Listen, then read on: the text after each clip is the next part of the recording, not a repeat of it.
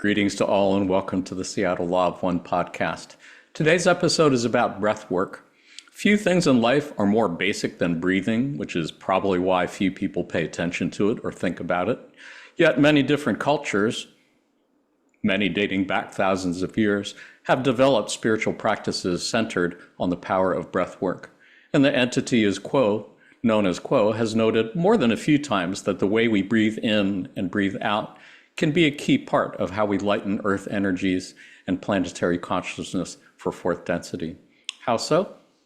Let's find out. My name is Jonathan Tong, and I'm facilitator for the Seattle Law of One study group. We can be found in the list of study groups of the L&L Research website shown on your screen. We also have a Facebook group, and we meet on Zoom twice a week, Tuesdays from 3 to 5 p.m. Pacific time and Saturdays from 8 to 10 a.m. Pacific time. You don't have to live in Seattle or anywhere near Seattle to join our Facebook group or our Zoom sessions. Anyone who's interested and available is welcome to join.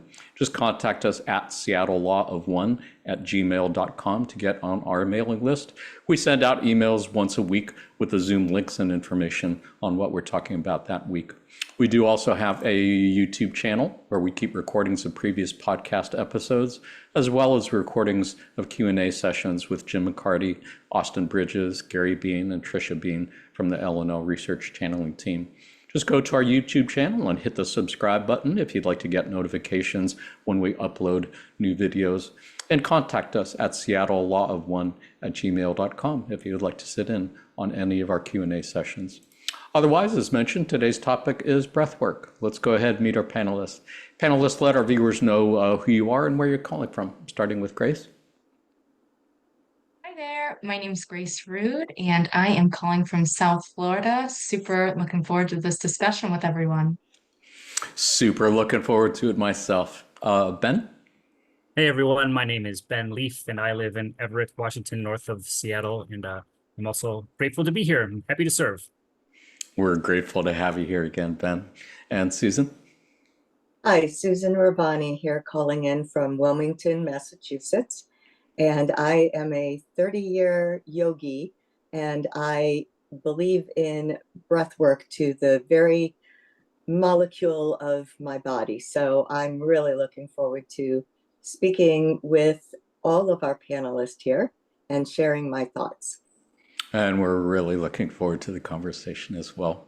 Did want to remind our viewers, as always, none of us here are experts or authorities on the Law of One or on breath work.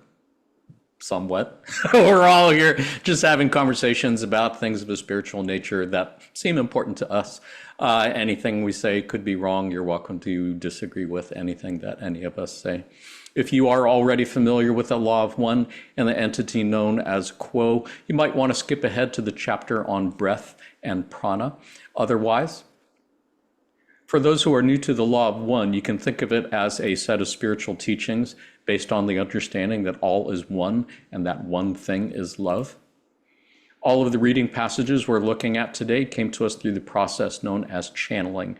You can think of channeling as a form of telepathic communication between humans and entities such as angelic beings, extraterrestrial beings, inner planes beings, spirits of deceased, higher self, etc. A channel basically serves as a mouthpiece for other entities to speak through. And in this case, those entities would appear to be of extraterrestrial origin. There are two types of channeling that have been developed by our friends at L&L Research. Trance channeling is when the channel is in a trance state, meaning they are subconscious or unconscious, as if asleep, meaning they are really not aware of what words are coming out of their mouths as they're speaking. This is how contact was made with the entity known as Ra back in the early 1980s. Conscious channeling is when the channel is in a conscious but deep meditative state, meaning they are only somewhat aware of what words are coming out of their mouth as they are speaking. This is how contact was made with an entity known as Quo, starting in the mid-1980s up to present day. Who is Quo? You can think of Quo as a group entity made up of 3 social memory complexes, Ra at 6th density, Latui at 5th density, and Hatan at 4th density. You can think of a social memory complex as a planetary consciousness. It would be as if the entire human population of planet Earth was merged into one group mind, one single consciousness. You can think of densities or dimensions as different levels of consciousness or different levels of reality, since those two things are so closely intertwined. Imagine, if you will, that the elements of earth, fire, water, and air have some form of consciousness, as many indigenous peoples have saying they do for centuries. We would call that first density. You can think of second density as the level of consciousness of plants and animals. Clearly, a quantum leap above and beyond the level of consciousness of what we refer to as inanimate matter. You can think of third density as the consciousness of humans and cetaceans, like whales and dolphins. Clearly, a significant quantum leap above and beyond the consciousness of plants and other animals. You can think of fourth density as the level of consciousness of social memory complexes. Again, as if the entire human population was merged into one group mind. Clearly, a significant quantum leap above and beyond the consciousness of an individual person. You can think of fifth density as whatever would be a comparable quantum leap above and beyond fourth density. You can think of sixth density as whatever would be a comparable quantum leap above and beyond fifth density. It is obviously much more complicated than that, but for now, suffice it to say the entity known as Quo appears to be a group entity made up of three planetary consciousnesses: Ra from sixth density, Latui from fifth density, Hatan from fourth density. First contact with Quo was made by the L&L research channeling team back in 1986, almost 2 years after the end of the Ra contact in 1984. They have been channeled every month since then and up to present day by the L&L research channeling team.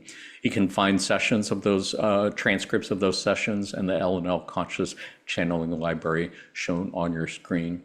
Having said all that, let's take a look at a couple passages on breath and prana. For those who don't know, in yoga and other Hindu traditions, prana refers to life force or universal cosmic energy considered fundamental to existence. It would be akin to what in the Law of One is referred to as intelligent energy or love light or light love that flows from the Creator through our sun, through our planet Earth, and up from the planet Earth into and through all of our energy centers. Let's take a look. On February 14th, 2009, Quo said, "Deep breaths are most salutary for the system.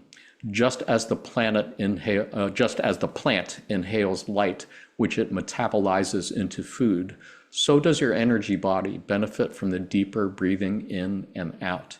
The deeper in breaths do indeed carry light, and when the intention is set to breathe in prana or light love, that greatly enhances the seeker's ability to receive the food of light from the air." And on February 8th, 1987, Quo said, "To breathe is to sing. Each soft rustle of inhalation and exhalation makes a melody in the ether of creation and sends motes of light in millions of directions with each breath, moving the particles of light. Each intentional prayer is a lovely song, and each silence a poem." It's one of the things that I appreciate about channelings from Quo. Quo tends to be very poetic in their language, more verbose for sure than Ra, who tends to speak in more technical, logical terms, I think. But I love that visual in the second passage about the millions of motes of light moving in every direction with every breath. It's just a beautiful way to acknowledge the energy that is in our breaths. Grace, do you have any thoughts, reflections on either of these passages? Yeah, I think about what you said initially, how we don't really pay much attention to breathing because we're always just being breathed. That's what we do. But I like the idea that, especially as spiritual seekers, sometimes we feel like we aren't doing enough. But in reading these passages, it makes me feel like even just breathing and even just thinking about the light and love that you're breathing in and exhaling, you're doing enough just breathing. So I really like that. Yeah, and we're definitely going to be digging deeper into that, I think, in passages to come. Ben, do you have any thoughts, reflections on anything here? Yeah, I also like how when you breathe with intention, especially in meditation or even doing breath work or yoga, there's there's a definite change of energy when I'm conscious of my breath, and I like the idea that I'm taking in light, like if I'm really doing intense breath work, because you feel like you feel like the euphoria and kind of like the rush of just flooding your system with oxygen, but also I like the image of the lights and carrying it, and just as Grace said, just living and breathing in this world is participating in it, and you don't have to be so active in your life and trying to be a present person. So, but this is good to think about too. So, yeah. In so many ways, just breathing is enough. And yet, like you said, I think it would be fair to say most people think of breathing as the act of inhaling air and exhaling air, and they don't think of it in energetic terms or anything like that. But it's definitely something that I appreciate from the teachings here, which align very much with teachings in Hindu traditions, I think, that go back thousands of years. Susan, any thoughts, reflections? Yes, well, I'm in agreement with Grace, Ben, Jonathan, everyone, that it takes a lot of the pressure off of us, doesn't it? When, it's just breathe is when you can't do anything else, just breathe. But I do have a couple thoughts, because I went down a little bit of a thought rabbit hole on this plant. When I've also studied as a shaman, and my teacher on the inner planes is an elderly Indian medicine man, and he told me that all the answers can be found if I just look to nature and the universe.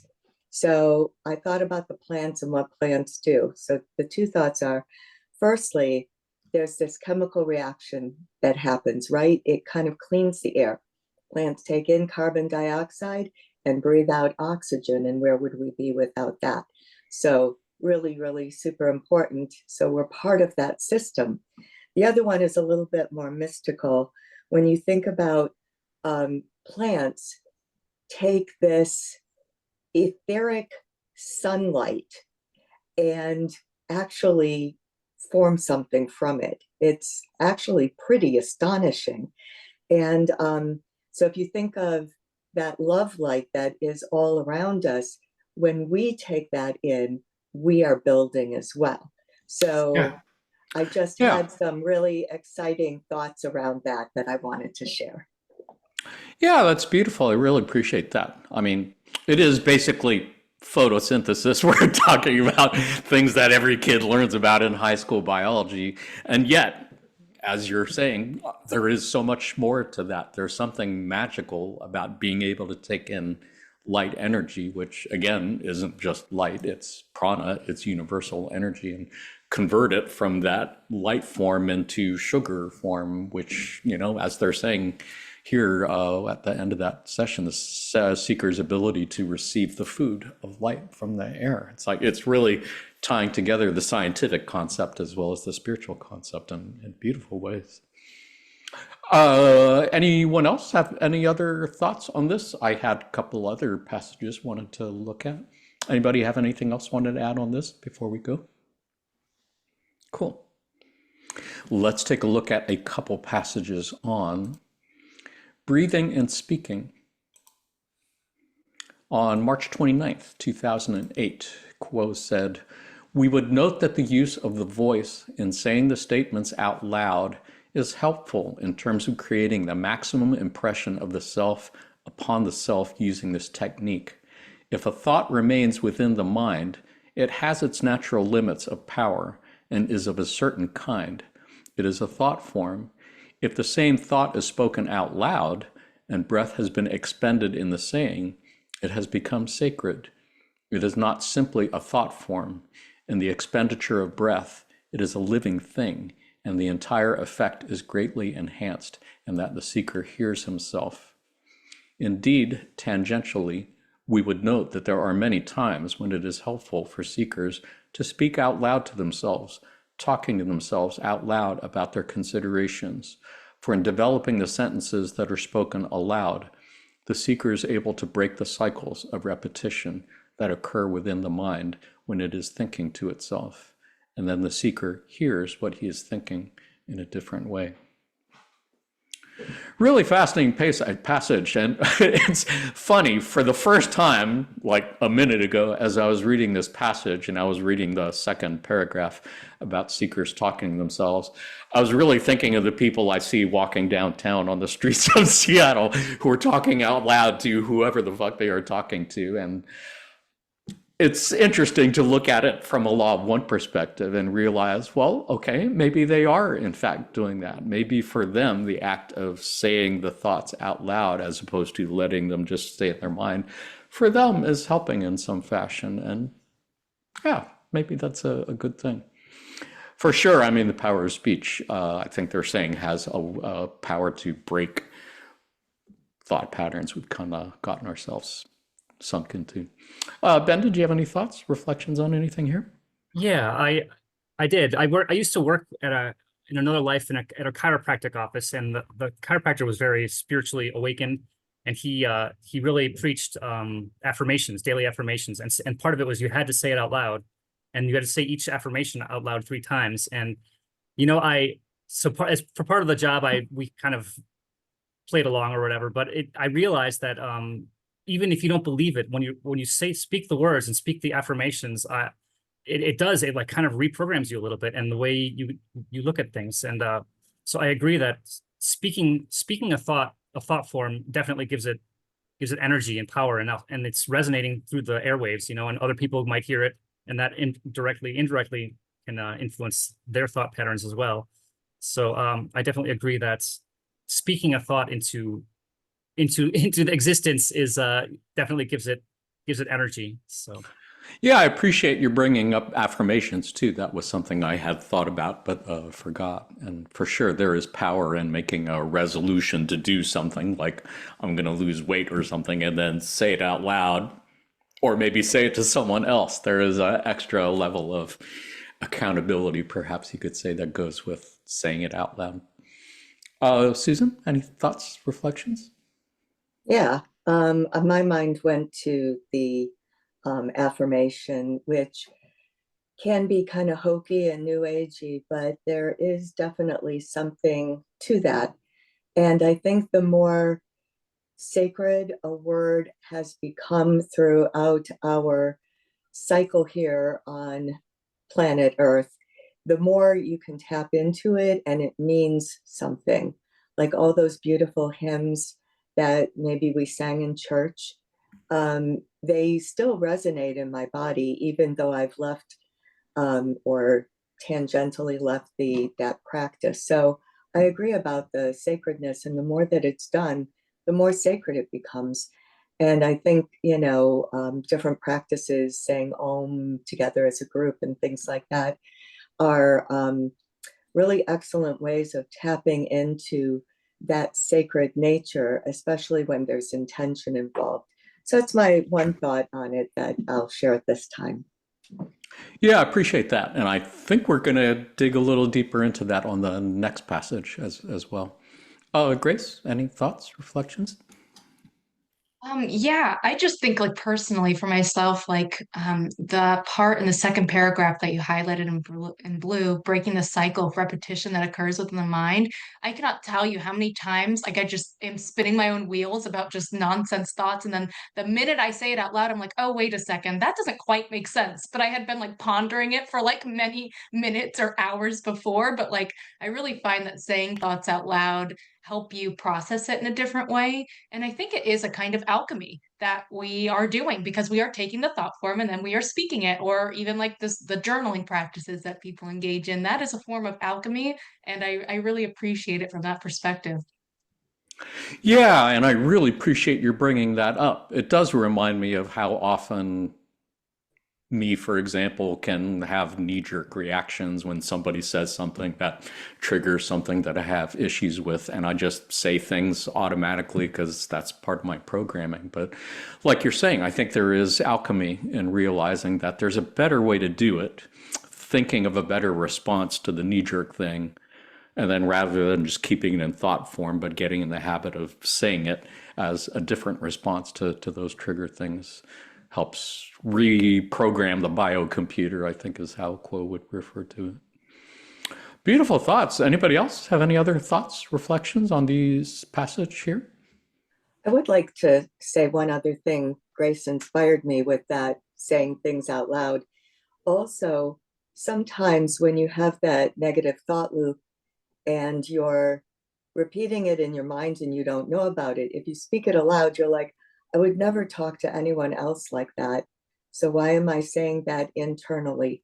So that's maybe the other side of that coin, is noticing those negative things. When you say them out loud, you understand how ugly and rude they are to your own beingness. What a beautiful other way to look at it. Super important. Yeah, really appreciate that. Ben, did you have any other thoughts, reflections to add before we take a look at another passage? I was just going to say that I often find myself talking to myself in like the late night when I'm getting ready for bed or whatever. And my wife is the same way. So I kind of resonated with that a little bit too, that I often am thinking out loud and kind of logically going through things by speaking it into being. So I'm glad to see that maybe there's something to this. Yeah, usually when I'm speaking out loud, I'm just swearing. But putting out there into the universe, yeah, fuck. Anybody else have any other thoughts to share before we take a look at another passage? Sounds good. This one is from March 22nd, 2008.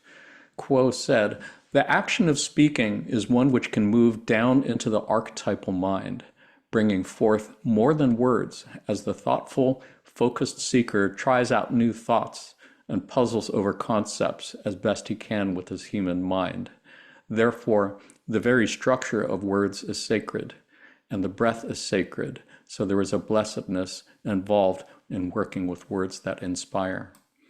As the questioner was saying early, the habit or practice of speaking the name of the Creator seems to be a very powerful spiritual practice which has yielded much fruit. The questioner uses the Creator name of the one infinite Creator. Other entities might use such names as Jesus, Buddha, Allah, Ram, or any of a host of other God names, which alike have the capacity to carry an essence and an energy that far outweighs the seeming nakedness of sound and pronunciation. This is important, this is because the combination of these letters put together in certain ways to make words and the use of the human breath creates avenues deep into the archetypal mind, awaking resonance from very deep places within the roots of mind and consciousness. Yeah, interestingly, they would use the word archetypal instead of archetypical, which they seem to use like everywhere else when they're talking about the archetypical mind. But yeah, this idea that there are some sacred words like names of God that have been used for thousands of years and have been uttered and breathed and spoken and chanted out loud by so many different souls for so many different centuries, that they have a very deep archetypal resonance. Om would be a great example of that, which is why we usually make that part of our group meditations, our Gaia meditations, when we do them at our Tuesday Zoom sessions. Any thoughts, reflections to add, Susan? Yeah, so I'll complete the thought on creating that sort of, I almost look at it as reaching into the Akashic record and pulling it forward. But the one that I do often with my best friend is we'll do the Ganesh chant. Ganesh, it's, we're yogis, so we kind of look at those deities. So he's the remover of obstacles. And when you chant over and over, Om Gam Ganapataye Namaha, you're asking Ganesh to appear and to help remove the obstacles that are in your way. So that's one that I tap into often. But I would like to share one other thing that I did. I went through a period of time where I was really bitter and angry, and I realized that where I had to find the forgiveness was in forgiving myself. And that is probably one of the hardest things I've ever done in my life, And it took me a really long time. And I happened upon the Ho'oponopono prayer. If anyone's not aware, it's saying words, I'm sorry, forgive me, I love you. I forget the fourth affirmation in it. But what I did was I couldn't look at myself in the mirror and say it to myself. I just couldn't even do that. I was in such a dark place. And I took a glass of water and I set it to the water. And when I felt it was complete, I drank the water. So I was drinking in the forgiveness and the love. And so there's a lot of ways of using sound to program. And so I thought I would share that one as well. What a beautiful teaching. Yeah, thank you for sharing both of those. And yes, Quo has noted many times that water is a unique substance, a unique crystalline substance, particularly in its ability to hold those vibrations, those emotions, those feelings. What a great example of how to use that. Grace, any thoughts, reflections? Yeah, I love that, Susan. That's amazing. I think I didn't realize before reading this passage that, even saying things aloud can reach that archetypical mind, or as they say here, archetypal mind. Um, so it just makes me think of all the different ways that the self can impress concepts or feelings or energy upon the self in different ways, whether it be speaking or, like Susan just said, like drinking the water that she spoke into. All of these are different ways to impress things upon the self, and it reaches deep. And I really like that. Yeah, indeed. I think the Lord's Prayer was another example that has been given of words that have been uttered many, many, many times that reach down to that archetypal level as well. Ben, anything to add? Yeah, not a lot. Susan, what you said was beautiful. I really appreciate it. And I wanted to also say that I'm do similar things where I'm constantly blessing my water. On our Brita, we actually have a little memo that I always stick to it that says um, infinite financial abundance.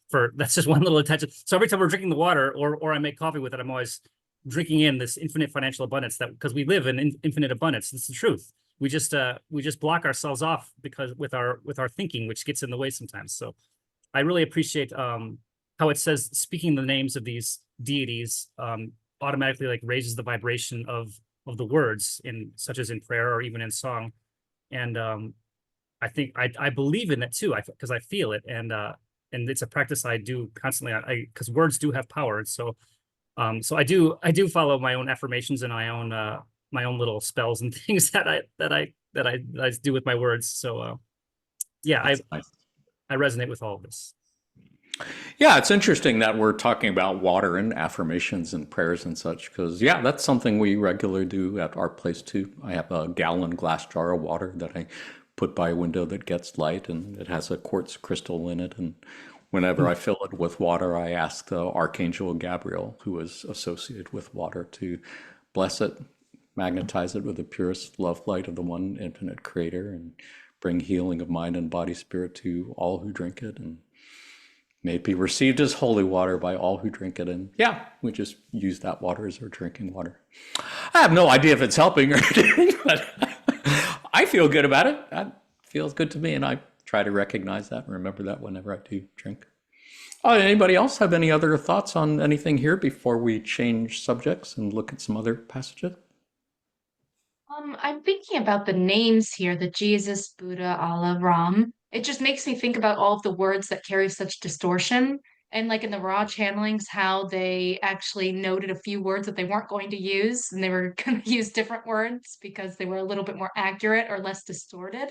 So I guess it makes me think of like some words throughout human time that carry a lot of distortion, or I guess, yeah, distortion.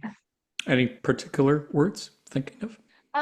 Like for instance, the word God, I think just comes to my mind immediately. And while not specific, I don't think it was specifically mentioned anywhere, but I just think everyone has maybe a little bit of a different idea of what that word encompasses.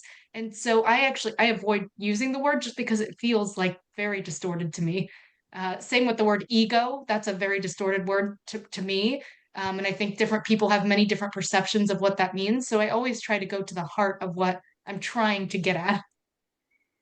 That's interesting. I don't think I had really noticed that so much until you just mentioned it, that, yeah, they don't usually use the word God in channeling sessions. Creator, one infinite creator, one original thought. Creator, I think maybe is just what they would say with C. But yeah, it's a good point. It does have baggage for sure. Any other thoughts before we take a look at a couple other passages? Sounds good. Let's take a look at a few passages on breathing and being. On November 19th, 1997, Quo said, "When one considers what one is to do with one's gifts, we would encourage each seeker to contemplate first the greatest gift, that gift of consciousness. There are duties and responsibilities that go hand in hand with the awakening of awareness of one's spiritual identity. One responsibility is to remember who you are and what you are, for it is that essence that you came primarily to offer as your service. As each comprehends these words, each is fulfilling her major primary purpose.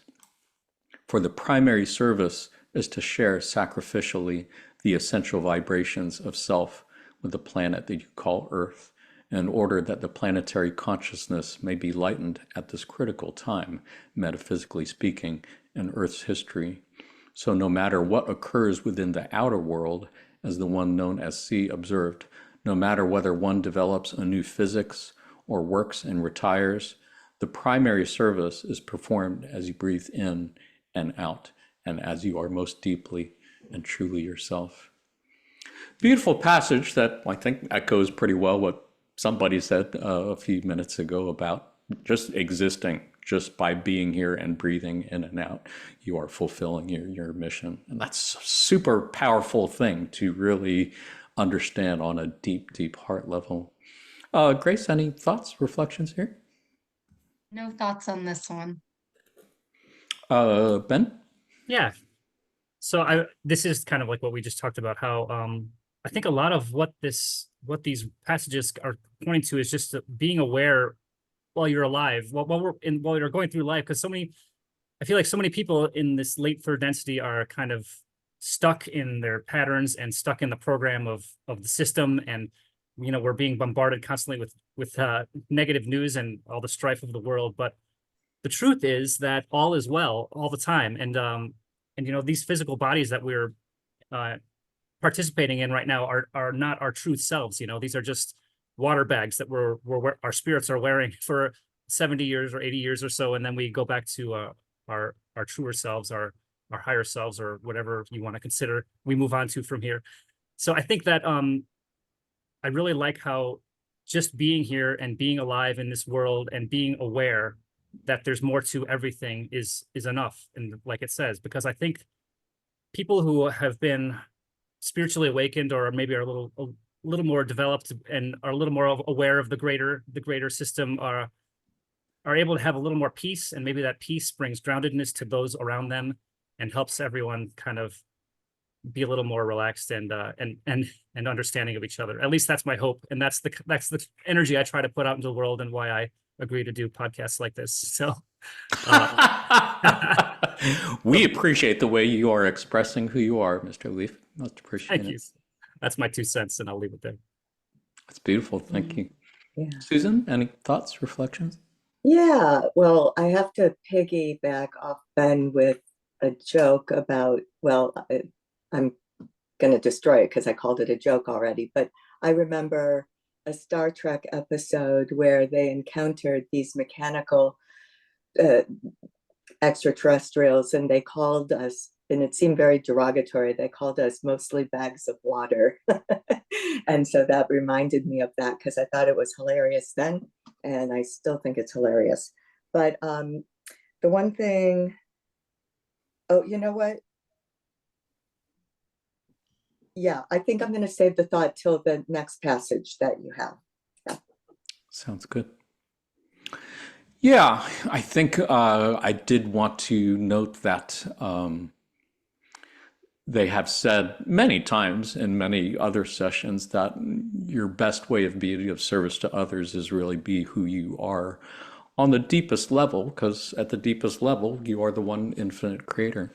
But for so many people, it takes a long time to dig down deep enough until they can see that. And oftentimes, being who they are can be very difficult in a world that may well be telling you, don't be who you are, because we really don't respect you as you appear to be, and you don't deserve the same rights and treatment as others.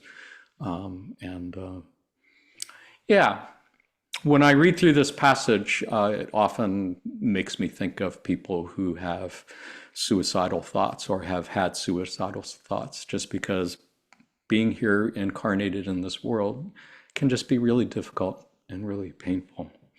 And this passage just reminds me that for anyone who might be feeling that way, Yeah. just remember, every breath in, every breath out, you're succeeding in your mission and what you came here to do. And do the best you can, because nobody can ever ask you to do more than the best you can. And just remember, live. That was your mission, to come here and live. And every breath in, every breath out, you have succeeded in your mission. Just keep doing it as long as you can. Sorry, I wasn't really planning on getting this weepy, but those of you who sit in on our regular Tuesday, Saturday sessions, this would not be the first time you've seen me open my heart this way. So for you who are watching this on video, I hope you just know that we love you and we believe in you. Anybody else want to follow that? Any other thoughts, reflections, Ed? Actually, I do have one question, and thank you so much for sharing that, Jonathan. That's beautiful and touched my heart. The word sacrificially in the beginning of the second paragraph. Anyone have any thoughts on why that word was selected? It seems a bit extreme. Sacrifice? The primary service is to share sacrificially the essential vibrations. And I didn't really understand that phrasing, like why sacrificially was used instead of another word, like offering. It seems extreme. It reminds me of passages where Quo has said simply the act of incarnating is a sacrifice. Sacrificing your identity as the one infinite creator, come down and be this little piece of shit sack of water walking around in third density. That's a huge sacrifice. And I remember there was a passage where they spoke about the significator of the body, the upside down hanging man with his legs crossed, and talking about how, again, yeah, your act of being here is a sacrifice, and everything that you do can be sanctified if you do it, knowing that it's as an act of sacrifice and service to others. Ben, did you have a thought on it? Yeah, so I was coming at from like a wanderer perspective, and so I'm wondering if it's talking as if the audience is wanderers and people who have, or spirits who have come down from higher densities, maybe to sacrifice their own progression in order to go back and serve to help Earth and third density humans evolve a little bit spiritually. But I agree that also just coming down to exist on this earth, especially right now, is a sacrifice in itself, and definitely something that should be commended. And Jonathan, I am always grateful when you're able to be so open-hearted and honest with your emotions, and so thank you for being yourself. You're doing a great job. Yeah, appreciate it. It just kind of came in the moment, and appreciate the support. And hope everyone watching on video knows you never have to apologize for opening your heart. That is why we came here. Grace, did you have any thoughts, reflections on anything before we sacrifice. Sacrifice that, yeah, I'm sacrificing. Holy shit. What is tough here? Yep, that's an accurate word for me, Susan. Okay. Fair enough. For sure, choosing to incarnate as a Black woman at this time in this country. If this incarnation was a video game, and Carla would say it is in many ways, man, you chose the most difficult player setting for this time, and that is a huge telling you. sacrifice to make. Any woman who's given birth to a child, that is a huge sacrifice to make on your body and on your psyche and on your emotions to grow that entity and raise that entity. That's a huge sacrifice. Yeah. Loving this discussion, this conversation. Really thank everyone, as always, for sharing your heart and your thoughts. Did anyone have anything to add before we take a look at another passage? This one was from March 18th, 2001, and Quo said, "The main service of each of you is the service of being yourself, for when you are most truly and deeply yourself, when your heart is open and vibrating in its fullness, you become a crystal capable of receiving energy, transmuting energy, and releasing energy into the Earth's sphere. Many of you from other planets come here specifically to do this. It is a simple process. You breathe in, you breathe out, you allow the truth to flow through you." Yeah, and I appreciate what Ben said a minute ago about wanderers. Yeah, anyone who came here from fourth, fifth, sixth density and came back to third density to help as a wanderer, that's such a huge sacrifice. And as we've been saying many times, and we'll say again, just your being here, breathing in and out, you are fulfilling that purpose of channeling that energy through you and lightening earth energies. Ben, any thoughts on this passage?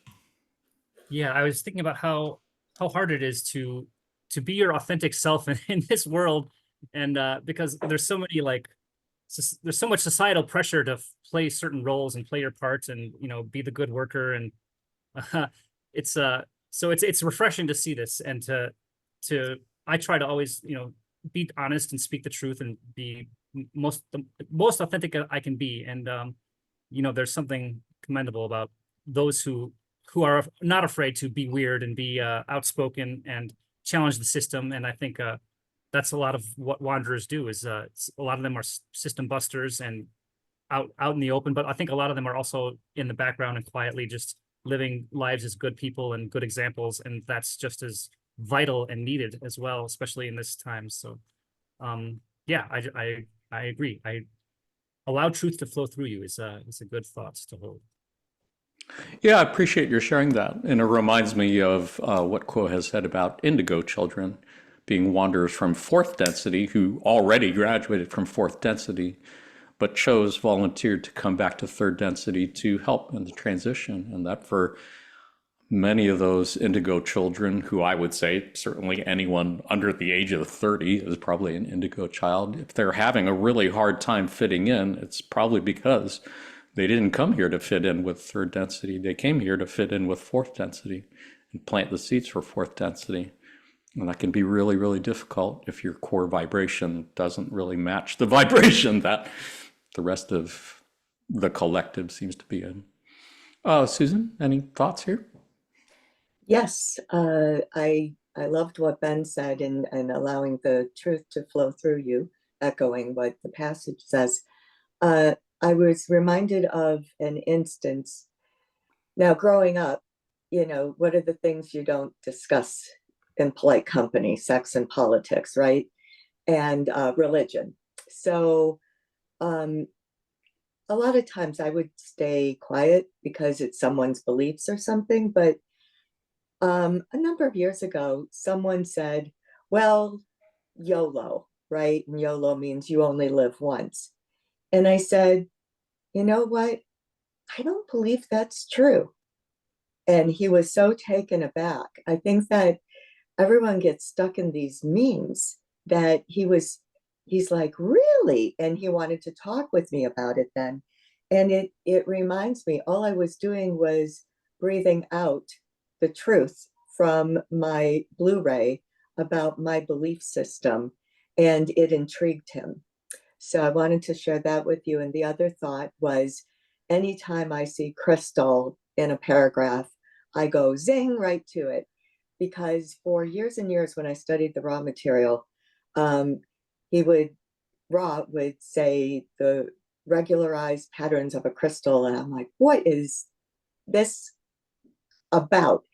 And I finally understood, there's this alignment you come into. So a crystal is more in alignment than a gas or a liquid, right? It's very regularized. It's in alignment with your truth. And so that also seems to be very fitting in this paragraph about truth and how truth is that aligner of things. Yeah, Quo has said many times that we are crystalline beings in exactly that respect, as he said. So appreciate your highlighting that. Yeah, and also the reincarnation thing, and you only live once. I think it is really unusual to find anyone who really has thought about it more than a couple minutes. But yeah, reincarnation is definitely not something that is taken as a given or even thought about much in our society, I think. So appreciate your sharing that honesty that way. Grace, anything to add? Yeah, Susan. I also, when I see the word crystal, I'm like, oh, something about that, like, oh, it just speaks to me. And in one of our Zoom sessions a few weeks ago, I don't know who said it, but they explained that a crystal could hold an energy frequency at the same rate for, thousands or millions of years. And that's why it is a crystal, because it's holding that steady state. And something about that, just like I was like, oh, I love this. Like that makes sense to me. And then when we're becoming our crystallized being selves, we're holding that frequency of truth or resonance within ourselves, like, for millions or whatever our unique signature is. And I love that. I think it's beautiful. Yeah, me too. And I think we're going to be looking at that in our next passage. Did anyone have any other thoughts you wanted to add on this passage before we look at that? Sounds good. Well, let us take a look at a couple passages on breathing and channeling. On December 29th, 2007, Quo said, oh, I'm sorry, I had that blocked. There are two passages. First one is from April 16th, 2000. Quo said, in this way, you hoped to make the choice even more purely, even more surely, even more firmly than you did before. And so you are hoping to offer to the planet, as you make this choice, your being, as you breathe in and as you breathe out, as you love and as you accept the love of others. This allowing of the infinite Creator's love and light to flow through each of you and out into the earth plane accelerates the lightening energies of the planet and consequently makes it much more possible for the planet itself to move through what is being a somewhat difficult graduation. Second passage from December 29th, 2007, Quo says, this is the place where you hope to share in great joy and radiance the love and the light of the one infinite Creator. For you heard the cry of earth, and you hope to hold the light at this time in a dark world, so that gradually, as you allow the light of the Creator to shine through you, you could infect others with this joy and effortless flow of the light and love that is coming through each of you at all times. And yet, so seldom is it acknowledged, blessed, and given a boost as it goes through your energy system and out into the world. You indeed came here to do that. Really beautiful passages, and I think I'm going to hang on to this for a while because I know each of you has some particular breathing practice, breath work that you do. And in a couple minutes, I'll ask you to share in abridged form what some of those practices are, or one of those practices that you might with our viewers. And I can start off by saying, yeah, I really love that last part of the last paragraph where they say, so seldom is it acknowledged, blessed, and given a boost as it goes through your energy system and out into the world. Because that is definitely a part of the breathing practices that I do. Oftentimes, I'm just thinking about being conscious of my breathing. So as I'm breathing in, I'll just say receive and bless in my mind. And as I'm exhaling, I'll say bless and send, so that I'm just blessing that energy as it passes through my energy system. So sometimes I'll do it while I'm at the gym and I'm working out to a song, and I'll just be thinking of receive and bless and send with each inhalation and exhalation. And I can do that periodically throughout the day, which is a nice way of doing something that apparently very few people on Earth do. The other breathing practice I wanted to share was something you might be familiar with, and that's called square breathing. Square breathing just means inhaling for 4 counts, holding it for 4 counts, exhaling for 4 counts, and then resting for 4 counts. So I've been doing that for a number of years as part of my meditation or other time, and I've kind of brought in the blessing part. So oftentimes I will think to myself, receive and hold for 4 counts, hold and bless for 4 counts, bless and send for 4 counts, rest and rest for 4 counts. So there seems to be something about that regularity of doing it in 4s that has some particular resonance, extra resonance, I guess you could say. I often work in terms of music because I'm usually listening to music while I'm driving or something. And since so many songs have a 4/4 beat, I can kind of like time my thoughts and I'm breathing with the rhythm of the song. And that way it gives me something to do while I'm driving in the car. I'm sending out blessings as I'm driving. Thank you all for sitting through that and listening. I'm going to pass that on to Susan. Susan, would you like to share thoughts, reflection on this, or talk a little bit about your breathing practice, your breath work? Sure. There's so many breathwork processes in yoga, but the ones that I tap into on a regular basis are one is Ujjayi breathing, which is you're constricting the muscles in the back of your throat and you're drawing it more intentionally up through your sinuses and then down. So it slows everything down and it kind of sounds like leaves rustling in the wind, or when we want to be a bit sillier, we say Darth Vader breathing. One way or the other, you get the idea that there's a bit of a noise to it, which I think earlier they said the rustling, right? So that seems to activate the higher centers. And I often will do, that's not really the correct word, but sometimes I do channeling to my higher self. If I've got a question that I need and I sit with my keyboard, I do that until I feel a connection. And I'll ask the question. Oh, I also say, love is all is one in the creator, something to set the intention, and then asking for the higher self's insight.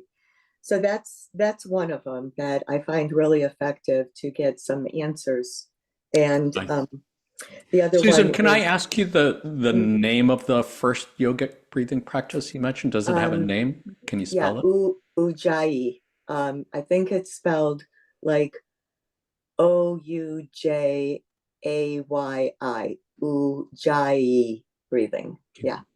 I'll put it in the video notes for sure. Okay. I'll come back to you later if you want. For now, Grace, any thoughts, reflections, or breathwork practices of your own you'd like to share?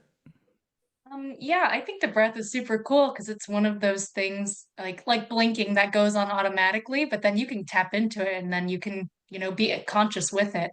And for me, I do something called heart-focused breathing, and it is just about getting your heart in coherence with your mind, and it's like cultivating and like a still calmness but alert. And so, like when I'm driving or something, it's 5-second inhale followed by 5-second outhale, exhale, and then you just do that repetitively, and you just come into this calm state, and you're in flow.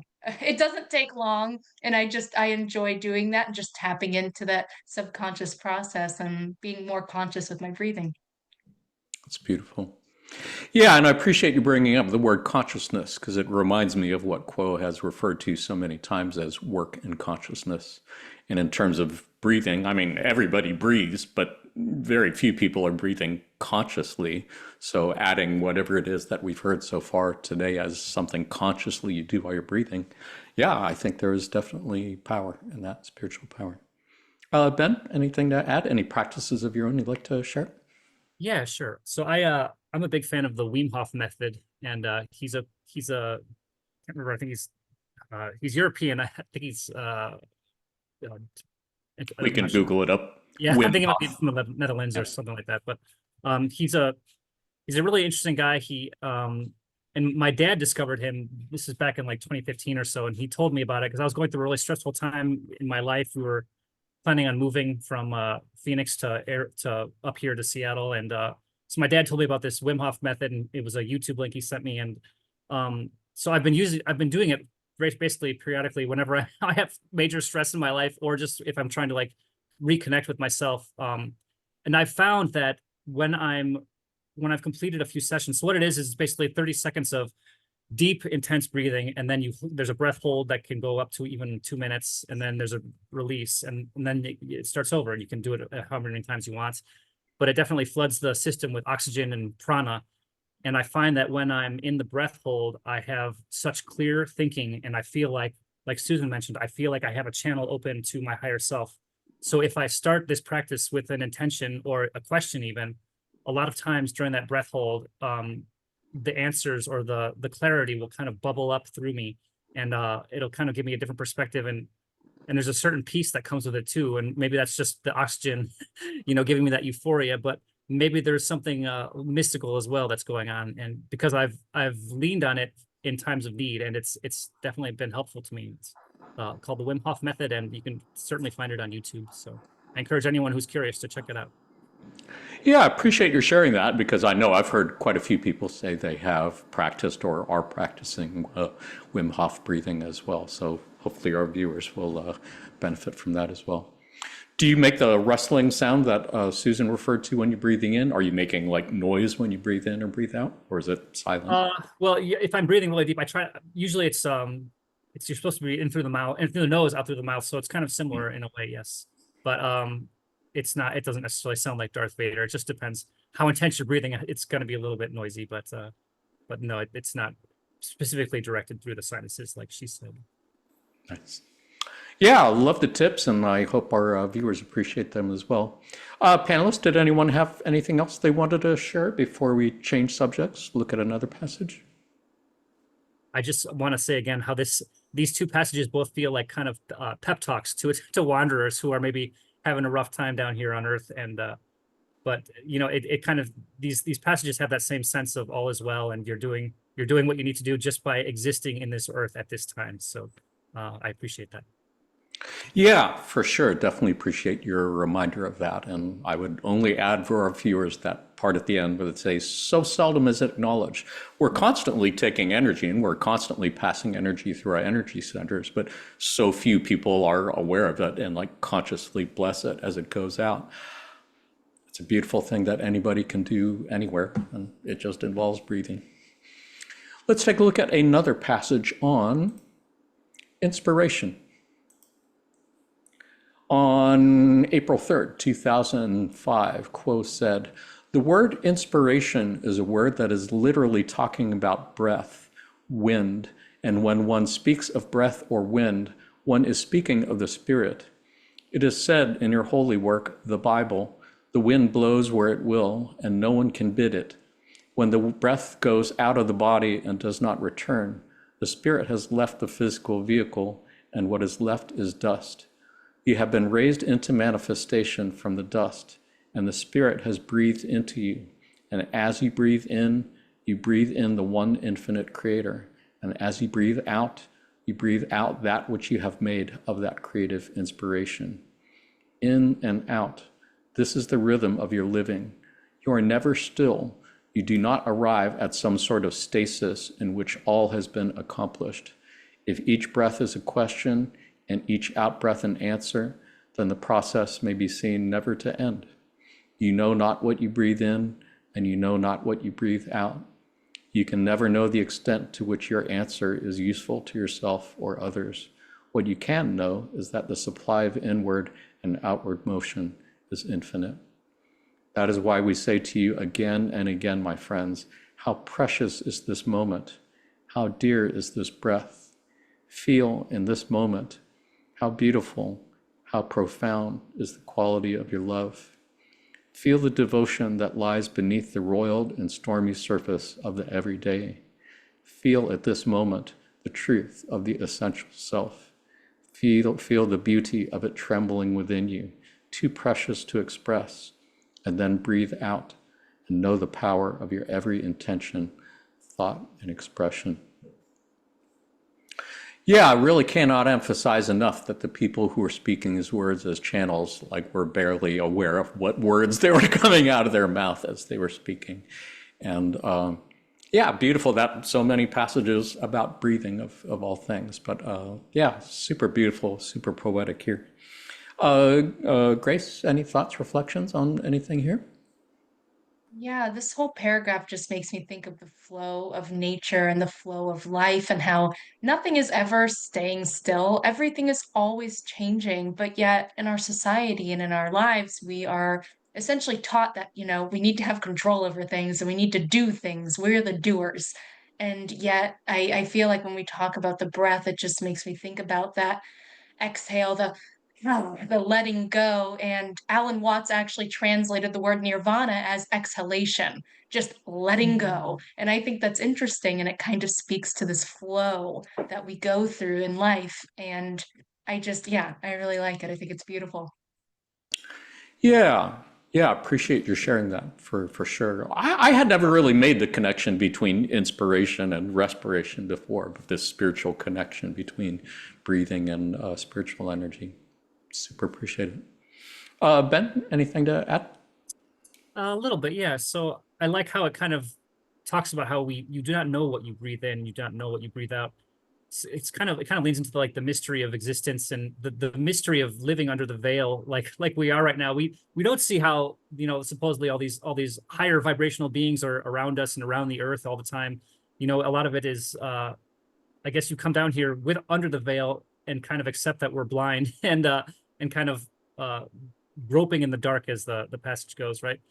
And so, but that's okay because it doesn't matter. All that matters is that you're present and aware and constantly breathing in. And I think about how, we're in these we're these spiritual beings in these physical 2D bodies, and so I like to think about how we are of this earth, because when we die, our bodies, this physicality that we are encompassing right now goes back to the earth and back into the muck of second and third density. And we're just playing in the sandbox right now that is three-dimensional living. And just do the best you can and be aware that you are more than just this human body and this one life, because you are. Yeah. Big question being, are we bags of water or bags of dust? Which one is it? I'm not clear. Either way, apparently magic has been breathed into it for your spirit. That's right. Susan, anything to add? Yeah, sure. I love that, circling back to the bags of water. That was good. Yeah. I was thinking about inspiration and expiration, and as Grace was referring to that whole circle of nature. And in Hindu, I'm not Hindu actually, but I've just studied a lot of it, so this is my reference point. They believe that Brahma breathed out the world and will breathe that world back in.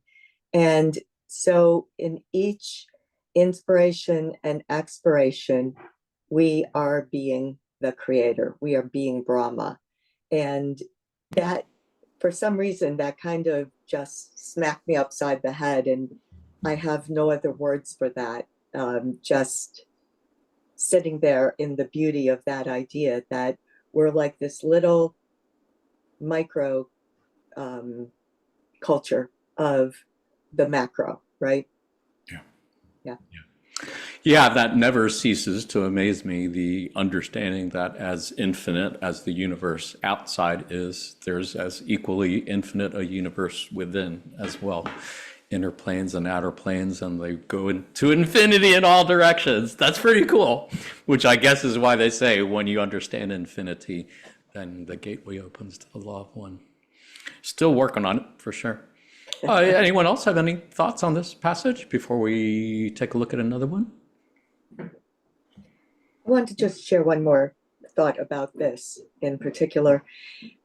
Whenever I do sound healing sessions, I go around and I sage, and I consider it very sacred to exhale the sage, like breathe out through the sage to send it throughout the space. And that feels like a very sacred activity as well. That I think that there's many rituals in our lives that when we think about it, when we breathe out, even the act of blowing out a candle, there's something very inspiring, haha, back to that inspiration, respiration idea. And maybe in our smallest moments we can find some hidden truths if we place our mind upon it. Yeah, indeed. Appreciate your sharing that. As you were speaking, I was remembering that session where something went wrong in the protection ritual they had done. And Ra had Don and Jim like walk in circles around Carla and breathe over her periodically, which they admitted it was pretty funny to watch. But yeah, apparently there is some real spiritual power to that. It's amazing. Any other thoughts before we move on? Sounds great. Thank you, everybody. Let's take a look at a beautiful passage on breathing into the future.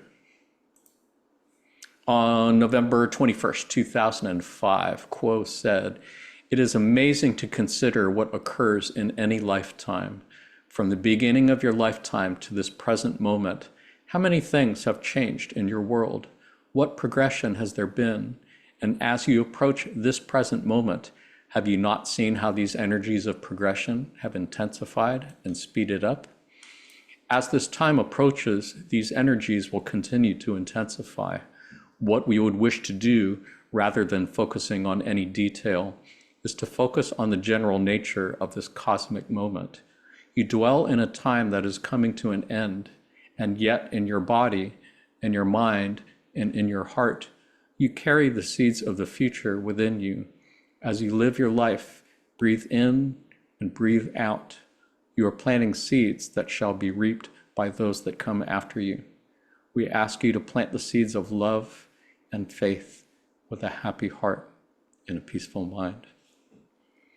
So beautiful that these words were spoken back in 2005, which I was thinking was a pretty chill time compared to what we're going through now, and how they're talking about how these energies are going to intensify, and yeah, how difficult it is to plant seeds of love and faith with a happy heart and a peaceful mind in such times of apparent chaos. Ben, any thoughts, reflections? Yeah. So first off, I feel like you can get a little, you can interpret this if you wanted as apocalyptic, but I don't think it is. I think it's more about transition and change. And sure, things have to die away in order for new things to grow. And I think we could all agree that the world in its current state, a lot of things need to die away. And And so they are. and they are.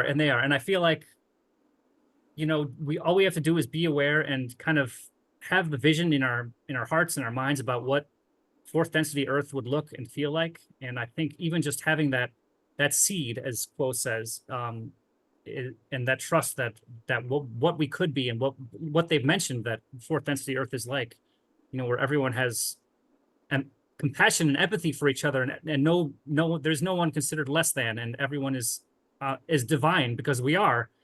I think that if everyone could live in that sense, in that way, the Earth would certainly be a much more loving and peaceful place. And we'll get there. Maybe not in our lifetimes, but the Earth is going to get there one way or another. So that's why we're here. Yeah, and each of us can play a part in it just by breathing in and breathing out, and maybe blessing it in between. Susan, any thoughts? Anything to add? I think Ben said it so well. I feel complete. Nice, beautiful. Grace? No, nothing much. Yeah, Ben, you said it really well. Thank you. Thanks, guys. And that would be a beautiful transition into our last passage. To wrap things up, let's look at a couple passages on the mission. On March 16th, 1997, Quo said, "As you breathe in and as you breathe out, you breathe the world, you breathe illusion, and you are love. You can be more true to that underlying and encircling essence, but you shall, without fail, perform your service, and complete your mission, because your basic mission is to live a life amongst those people with whom you find yourself, having a heart that is consciously open as is possible on a stable basis. And on September 29th, 2002, Quo said, "Each breath in and each breath out is so precious. We dwell in our present density in a much more expanded time frame relative to your own, and we see the preciousness of breathing in and breathing out for only 75,000 years. And we see, especially at this time, the preciousness of breathing in and breathing out for perhaps the last of the series of incarnations within third density. It is truly a transformational and magical time." Seems to echo what they were saying in the previous passage about how every moment is precious. Every breath you take is precious, and we so often take it for granted and take it as a given. But what a difference it can make to approach every breath this way, especially at this time. Susan, any thoughts, reflections on anything? Yeah, I think that just these two passages kind of just wrap it up and say, and I think of Dharma like your purpose in life, your purpose, you're living your purpose right now. And as maybe full circle back to the beginning, it's like they're giving us an opportunity to feel at peace by just existing and breathing out your truth, breathing out your illusion, and being in love. And that's the passage that I was going to use the word haunt. That's probably not appropriate, but that says, in the moment, find the love. And it's those challenging moments when you feel like you kind of failed, you lost your cool, maybe you didn't live up to your own personal truth or whatever. It's all okay. We're being here, and we are being as sincere as we can in each moment, just as we're breathing in and breathing out. And to kind of cut yourself a break in the Judeo-Christian environment that we grew up in. It's, I mean, I was pretty scarred by it. I was taught I was a sinner and somebody had to die for me and die horribly and all that kind of stuff. So to just have that as your safety net, to say, just breathe in and out and be in love, and you're good to go. So I think that this put a real nice cap on the whole series that we talked about. What a beautiful sharing. I got nothing to add to that. Well said. Grace? Oh, no, thank you, like Susan, that was, yeah, because I think especially us in the United States who grew up in the Judeo-Christian environment, we can all definitely relate to that notion of feeling unworthy and being told that, yeah, somebody died for us and we're sinners. And I think a lot of us are still healing from that. So I really appreciate that. As Jonathan, as you read these, I just thought, like, I know that being here is such a great opportunity. And I know that, like, I'm not appreciating it. Oh my gosh, like, when you pass over and then they talk about this like life review that you're gonna go through, I'm gonna look back and I'm gonna be fucking pissed. I'm gonna be like, what were you doing? It's gonna be Wasted so much crazy. time doing podcasts Oh, and shit like that. oh, Yeah. whatever. I love this. No, this is not the waste of time, but perhaps the, sleeping to 12 hours a day, that's a waste of time. Maybe. Well, you have some children. I believe you have invested quite a bit of love and light into, and that is a beautiful sacrifice and clearly a big part of the mission. Ben, anything to add? Yeah, so it says in essence, you shall without fail perform your service and complete your mission.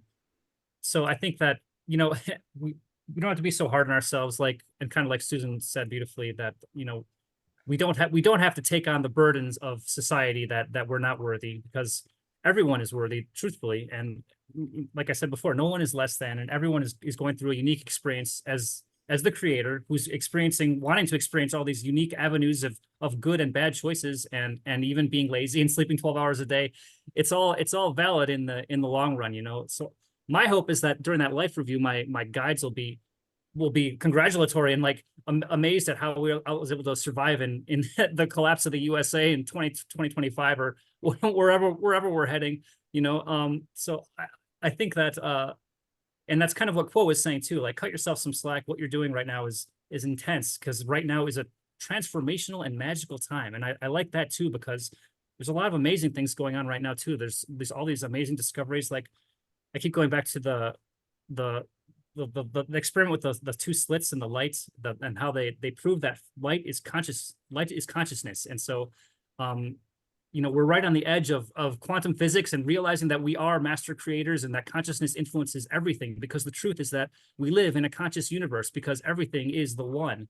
And so that's really cool to me, and that is definitely transformational. And imagine if everyone knew that, if everyone woke up to that fact that we're part of one thing and part of this bigger thing that's greater than even humanity and just this one life that we're all living. So yeah, I'm starting to spin out into metaphysics, so I'll stop. Yeah. Well, I appreciate all the reminders about forgiving self. It is so easy to forget that we are literally living through the end of the world. We are literally living through the apocalypse in slow motion, and just being here and going through all the stuff that we go through every day. It really is a big deal. It is a transformational and magical time, and it's a privilege to be here, to be part of it, with every breath in and every breath out. Panelists, any other thoughts, reflections before we wrap things up here? Sounds good. Well, where do we go from here? What are some takeaway lessons that we might carry with us from our discussion today? 4 things perhaps to consider. 1, if you can remember that breath is basically prana in Hindu traditions. It is life force. It is love light. It is what in the law of one is referred to as intelligent energy. So it's not just air you're breathing, it's life force. You can remember that, yes, in many ways, your main service to others is just being who you are on the deepest level, and just making it your life's mission to find out who you are and what you came here for. That is your greatest service to others. And the idea of breathing in, blessing it, and breathing out, just giving those inhalations and exhalations a little boost of blessing is something that very, very, very few others on earth are doing. And it's a big way you can make a difference in the world, in a positive way, and that it's impossible to fail.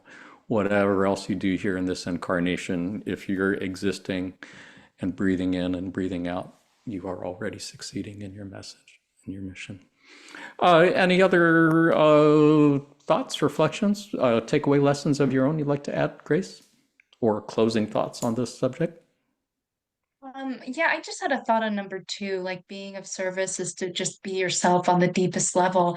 And I think only really recently in my life have I come to realize how many things that I do are acceptance seeking things, like in how I interact with people and how I talk with people and how I move my shoulders or the inflections in my voice. And I wish for everyone to have the moment and the stillness to unravel those things for themselves and to really find who they are on that deepest level, and so that they can, not only be of service to others, but be of the best service to themselves. Well said. Ben, anything to add? Not a whole lot, just that all is well, and we're all doing the best we can, and have compassion and empathy for those who are struggling, because everyone's doing the best they can with what they have and what they know. So yeah, like Grace said, and like Susan said too. So Beautifully said. Much appreciated. Susan? Yeah, thank you. This was such a lovely conversation. I learned so much. I think my closing thought would be what I tell my students: if you can meditate for an hour, meditate for an hour. But if you can't, meditate for 10 minutes. If you can't meditate for 10 minutes, meditate for 1 minute. And if you can't meditate for 1 minute, breathe, because that's all you really need to do. So beautiful. I'm surprised we've gotten this far without ever talking about meditation, because that's all Quo ever seems to talk about. It's always come down to meditation at some point. Much appreciated. Panelists, as always, it's been a joy and a privilege, and you are, as always, the best panel that we've had in these podcasts so far. And I do say that to every other panel, but this time I really do mean it. It's been awesome. But let's see how you do on our pop quiz, shall we? Pop quiz, right. of course, is something we like to do just to kind of end our time together on a fun note and maybe look for law of one connections in pop culture. And since today's episode was about breath work, today's pop quiz is going to be about popular movies that have something to do with breathing. None of the ones you see on the screen, because I've never heard of them. I have no idea what they are, but they turned up when I did a Google search on it, so that's what we're doing. I'm going to ask you 3 multiple choice questions about 3 other movies that have something to do with breathing. This time you are playing as a team.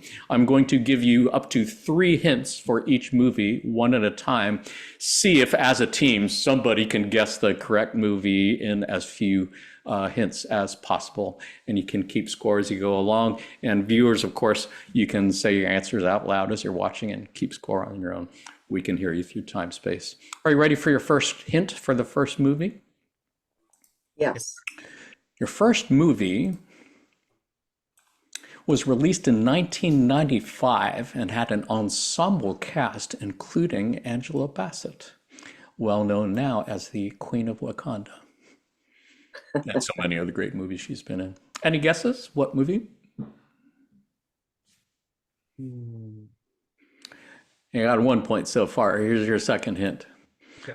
Also starred Whitney Houston. I don't know if you guys were alive in 1995. Your last and your third hint. It was considered a game changer in the way it portrayed 4 African-American women as authentic central characters, which hadn't really done before that point, but certainly paved the way for many after that. Any guesses? Well, I was thinking how Stella got her groove back, but I don't think that's it. It's a good guess. It's definitely in the right genre. And was that Angela Bassett? Was it? I don't know. I don't know. I didn't see it. It's a good guess, though. Anyone else? I got nothing. Person watching this on video who guessed Waiting to Exhale. Good for you on that one. Great movie. Again, it was released in 1995, and I think it's fair to say I was not in the target audience that movie was made, so I didn't see it, but I've heard of it many times, and I know it was a great movie that was one of many to come for Angela Bassett. Whitney Houston, got an interesting trivia for you. Whitney Houston, as it turns out, has the number 3 top-selling album of all time. I was Googling up top-selling albums of all time. One that she's credited for is number 3. Any guesses what that might be? The one with Kevin Costner. Yeah. How did you know that? I don't know. That's all I could think of, that because she sings "I Will Always Love You," and that, God, that played forever on the radio. Yeah, That is the one. That is the number 3 album of all time. Nice. The soundtrack to The Bodyguard. Bodyguard. While we're on the, I wouldn't have guessed. And there are other artists who contributed to that soundtrack as well, but I think she did the most, so it's credit to her. Any guesses what the other 4 top-selling albums of all time are? Abbey Road. Yeah, No, interestingly enough, the Beatles are not in the top 5. There are other 2 groups very popular in the 70s that you might know. 80s. All I can see is that picture of that tongue hanging out for the Rolling Stones album. Good guess. Not there. Wrong. Michael Jackson Thriller would be number Oh. 1. AC/DC Back in Black, number 2.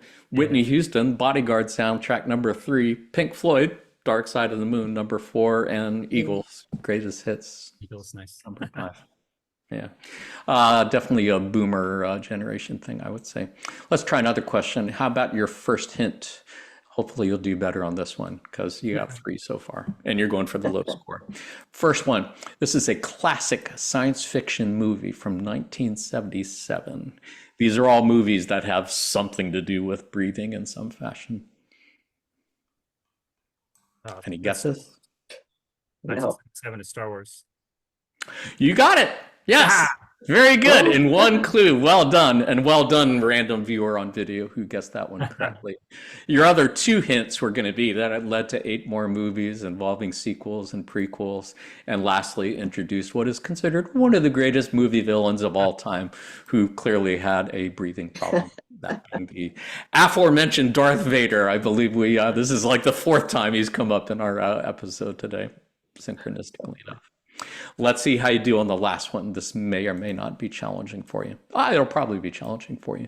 Your first hint is it's a 1989 film directed by James Cameron. Ben's nodding his head. Let the Akashic record show Ben was nodding his head. You got a guess on this one? It's either Aliens or Alien. Good guess. It is neither of those two. Oh, okay. All right. Anybody have another guess? Second one, it introduced special effects used later for Terminator 2 Judgment Day. It's The Abyss. Indeed. I was going to say, involved breathing challenges for making contact with extraterrestrials in the deep sea, which of course was basically the plot of The Abyss. Have you seen that movie, Ben? I haven't seen it yet. That movie, it really resonates. It's a good movie for anyone who's into the Law of One, for sure. It's definitely about pushing humanity forward and the evolution of what we were just talking about, like even shifting to 4th density. The very beginning of just, and cool to see interactions with between humans and an extraterrestrial species, or maybe perhaps an earthbound advanced species that we have never come in contact with before, which is kind of interesting because there's all kinds of stuff happening right now with UFOs and or UAPs as they call them now. But it's a good movie. It's a great movie. I've seen it many times. I have heard many great Law of One connections in there. Have you seen it, Grace? Have you seen it, Susan? Oh no, Jonathan, I'm useless with pop culture and any kind of media. So thank you, Ben, for carrying our team. Yeah. No yeah. I forget your score, but it was pretty good. Pretty good, I would say, all things considered. I was thinking of another, it rang a bell in my head about there was one where the alien was in a tank and it would form like circles and images. Do you remember what I'm talking about? Oh, Arrival? Maybe. Circle language? Yes, yeah. Yeah, that's right. Arrival. That's another one with that concept of you have to kind of think outside the box with how to communicate when there's no vocal cords, there's, all that kind of stuff. Right. Yeah, Arrival is for sure one of my all-time favorite science fiction movies, if not movies altogether. Yeah, great connections to Law of One. So, as always, panel, it's been a joy to hang out with you, and viewers at home, I hope you enjoyed watching this. To our panelists, thank you for all you've done and continue to do in service to others. To all our friends at L&L Research, thank you for all you've done and continue to do in service to others. To you who are watching this on video at some time in the near or distant future, thank you for all you've done and continue to do in service to others. We are sending you our love light, and we are receiving yours. Until next time. In the love and light of the one infinite creator. Adonai. Namaste.